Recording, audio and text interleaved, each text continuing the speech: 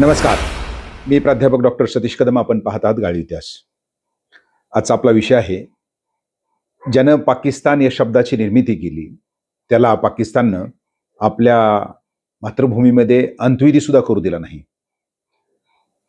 त्याचबरोबर या शब्दाची निर्मिती कुणी केली, पाकिस्तान या शब्दाचा नेमका अर्थ काय, हा एक छोटा शब्द आहे. अनेक शब्द मिळून हा शब्द तयार केला गेला आहे.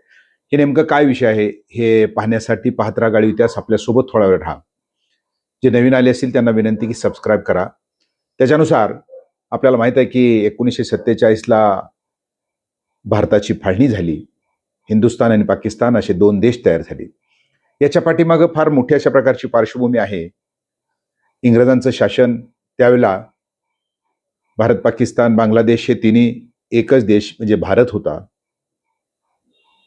नंतरच्या टप्प्यामध्ये या इंग्रजांच्या धोरणामुळे काही प्रमाणात हा मुस्लिम बाजूला सरकायला लागला. अशा वेळेला बॅरिस्टर जिना, ज्या बॅरिस्टर जिनाने मुस्लिम लीगची स्थापना केली आणि त्यानंतर हिंदू आणि मुस्लिमातली दरी वाढायला सुरुवात झाली. अशा वेळेला जरी हे असलं तरी सुद्धा बॅरिस्टर मोहम्मद अली जिना पाकिस्तान वेगळा व्हावा किंवा पाकिस्तान हा शब्दच नाही आहे, एक वेगळा मुस्लिमासाठी देश व्हावा या मताचे अजिबात सुरुवातीच्या कालखंडामध्ये नव्हते. तेच आपण या ठिकाणी पाहतोय. तर त्याच्यानुसार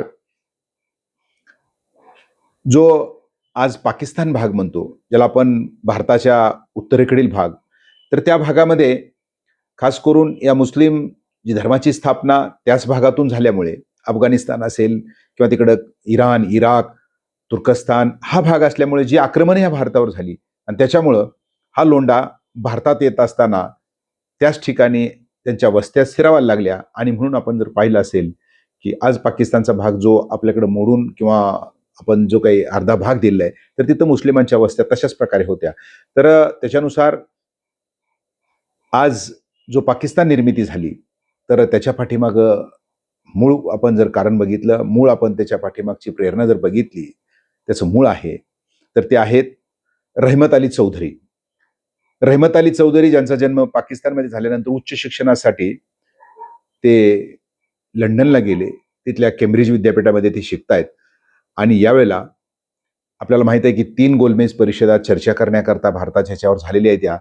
तर त्यामध्ये जी दुसरी गोलमेज परिषद भरली होती, त्या दुसऱ्या गोलमेज परिषदेचा ज्यावेळेस आपण आढावा घेतो 28 जानेवारी 1933, तर या परिषदेमध्ये प्रथमताच या रहमत अली चौधरी यांनी एक पत्रक वाटलं होतं. अतिशय छोटाशा प्रकारचं पत्रक आहे. त्या पत्रकातला गाभा मात्र वेगळा आहे.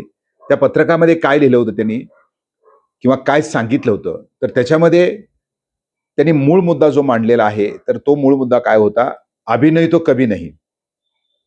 म्हणजे हा जो सिद्धांत त्यांचा होता, तर हा सिद्धांत त्या ठिकाणी फार महत्वाचा आहे.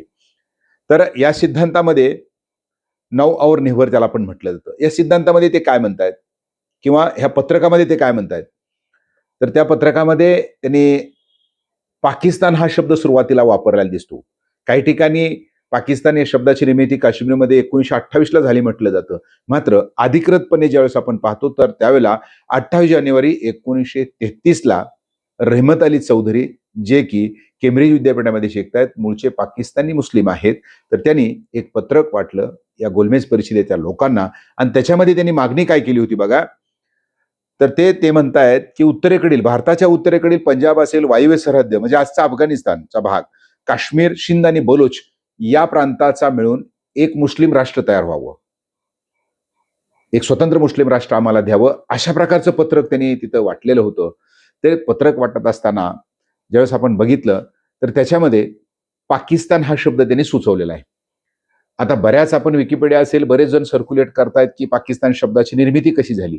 मात्र आपला गाळीव इतिहासमध्ये आपण पाहतोय की जोपर्यंत आपल्याला असल संदर्भ हाती लागत नाही तोपर्यंत आपण देत नाही. प्रत्येक शब्द आपण जी काही पुस्तक असतील, ओरिजिनल पुस्तक असतील, तर त्याच्या आधारे देत असतो. त्याच्यानुसार माझ्याकडे त्यांनी लिहिलेलं एक पुस्तक आहे, जे आपण पुस्तिकेवर राहिलेलं नाही, द फादरलँड ऑफ नेशन नावाचं पुस्तक रहमत अली चौधरीनी स्वतः लिहिलेलं आहे.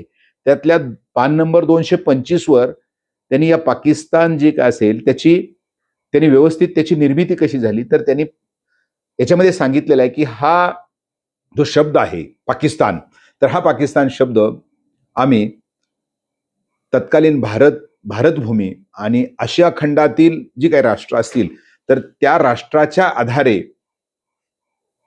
आपण एक अशा प्रकारची पवित्र भूमी आपल्याला मध्य म्हणजे या उत्तरेकडल्या भागामध्ये तयार करायची असं त्यांनी म्हटलेलं आहे. तर ती पवित्र भूमीला त्यांनी नाव दिलं होतं पाकिस्तान. हा पाकिस्तान हा जो शब्द आहे तो उर्दू आणि पारशी आहे, उर्दू आणि फारशी शब्द आहे. तर याचा अर्थ होतो पवित्र. पाक म्हणजे पवित्र, पवित्र भूमी. आणि मग हे कुठं असावी याचं वर्णन मगाशी सांगितलं की 5 प्रांताची मिळून त्यांनी केलेले आहे. 5 प्रांत जे असतील, जे भारताचाच भाग आहे, ब्रिटिशांच्या ताब्यामध्ये फाळण्याचा मूळ गाभा जो असेल हा इथं शिजलेला आपल्याला दिसतोय. तर त्याच्यामध्ये ते पाकिस्तानची निर्मिती, पाकिस्तानची स्पेलिंग आपल्याला माहित आहे, PAKISTAN.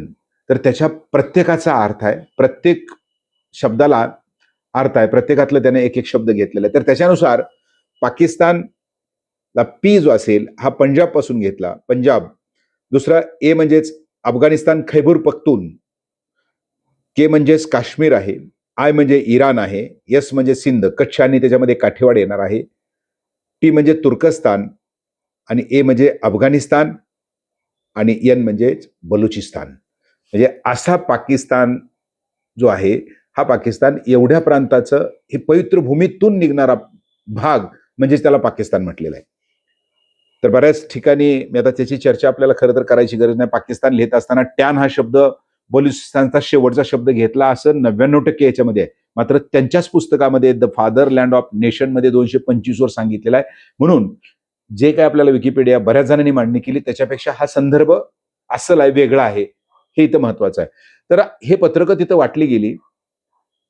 सांगितल्यानुसार की 28 जानेवारी 1933 दुसऱ्या गोलमेज परिषदेमध्ये. आता त्यावेळेला नेमकं काय झालं होतं बघा, ही पत्रकं वाटल्यानंतर खरं तर जिना तिथे आहेत. जिनांना हा राग आलेला आहे.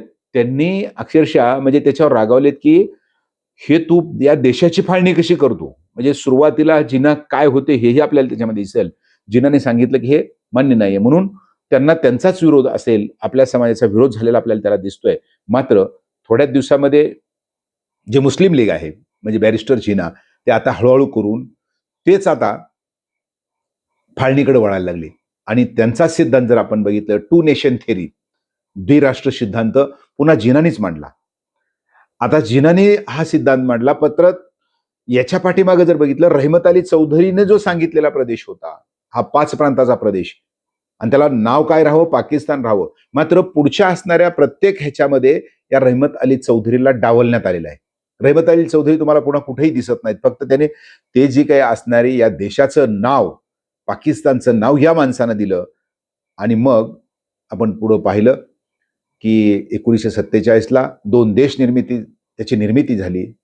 14 हा पाकिस्तानची निर्मिती, 15 ऑगस्टला आपली निर्मिती झाली, भारताची निर्मिती झाली. स्वातंत्र्य 2 देशाला मिळालं आणि तिथलं पहिले गव्हर्नर जनरल म्हणून बॅरिस्टर जिना झाले. आता ज्यांनी हा थिअरी मांडली होती, ज्यांनी हा सिद्धांत मांडला होता, ज्यांनी त्या देशाला नाव दिलं होतं पाकिस्तान, त्या रहमत अली चौधरीचं नेमकं काय झालं मग? तर त्यांना कुणीही पुन्हा राजकारणामध्ये त्यांना स्थान दिलं नाही, विचारलं नाही. मात्र ज्यावेळेला फाळणी व्हायला लागली तर त्यावेळेला हा जो पाकिस्तान आपल्याला दिसतोय तर त्याच्यामध्ये त्याचे 2 भाग होते.